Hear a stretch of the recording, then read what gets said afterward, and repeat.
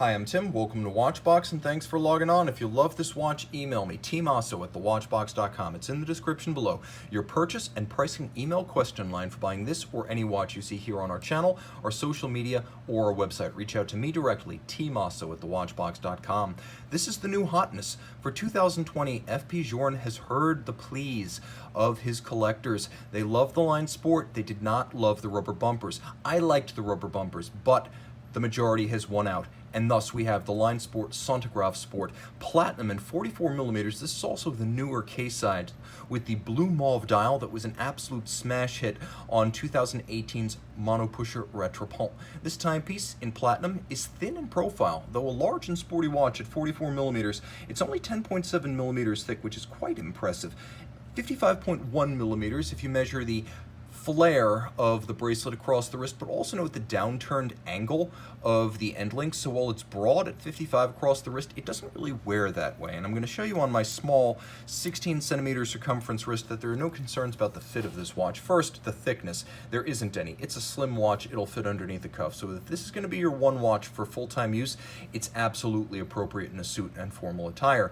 Because it does have a short case, the actual lug-to-lug dimension here is quite small, but because it has those solid end links, or I should say rigid end links that can't be folded completely vertical, it does have that flare across the wrist. But make no mistake, you could wear this watch on a wrist as small as 14.5cm circumference because it arcs around the edge of the wrist rather than flaring out awkwardly like something of the nature of a big pilot will. This wears nothing like that. The timepiece is heavy. You're getting a rose gold movement, a dial that includes substantial white gold, and a full platinum case, bracelet, and clasp. So this timepiece, which is made entirely in-house, gives you a lot of precious metal content. Let's take a look at the hardware. I mentioned entirely in-house. Boîtier de Genève makes FP Journe's case, bracelet, and clasp assemblies.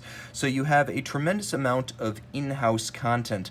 You'll also appreciate that the detailing is superb. With the bumpers gone, you can now see the metal work better. You can see there is black polish along the flank of the case. You can see the mirrored bevel along the flank of the lug hoods. You can see that there's a lovely polished outer facing to the links and a handsome taper to the bracelet.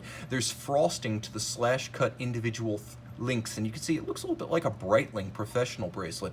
It's nicely made, and as you can see, if we roll over to the opposite side, the removable links are fixed by screws. This is an easy bracelet to size at home. There are spring-loaded ceramic pin snaps inside the double deploying clasp, so it will maintain its tolerances and its tight snick and snap over time. Again, the rubber bumpers are gone, almost universally replaced with platinum, and that's actually not a bad trade. Now, rolling back to the case itself, you can see it's thin in profile. It has that lovely circumferential bevel that I mentioned before, and it too is frosted, as to the bracelet, on its side with a lovely frosted or chiseled profile that continues onto the lug hoods. You have that knurled double dimple FP Journe crown. Quick note, if you buy this watch, the crown winds in the first position out, not in the flush position. You have one of two patents applied to this watch, which is a rocker system that allows you to easily start and stop the chrono. It gives you the elegance of a mono pusher, but with the ability to resume timing of a twin pusher. Now, the timepiece does include a ceramic bezel insert that's blue mauve to match the dial, so it gives you a little bit of scratch protection about the bezel structure itself.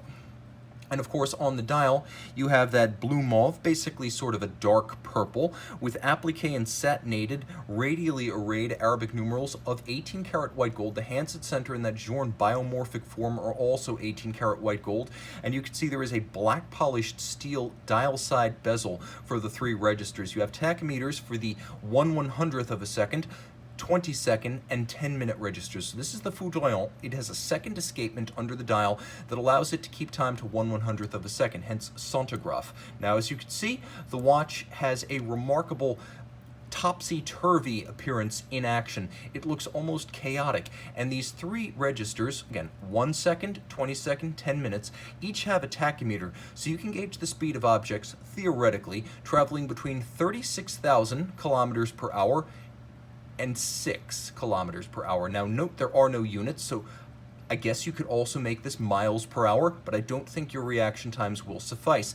Under the hood, I always like to talk about movements because to me that's half the romance of the watch. The dial comes first, but the movement is never an afterthought. And here you have the caliber 1506, which once made this watch an Aiguille d'Or GPHG laureate, the highest prize, back in 2007. And of course, the movement hasn't changed since then, except to grow more refined in detail. The basics are impressive. 50 joules, 18-karat rose gold bridges and plates, an 80-hour power reserve, 24 if you leave the chronograph running, but again, 10 minutes is the largest register. There's no need to leave the chronograph running.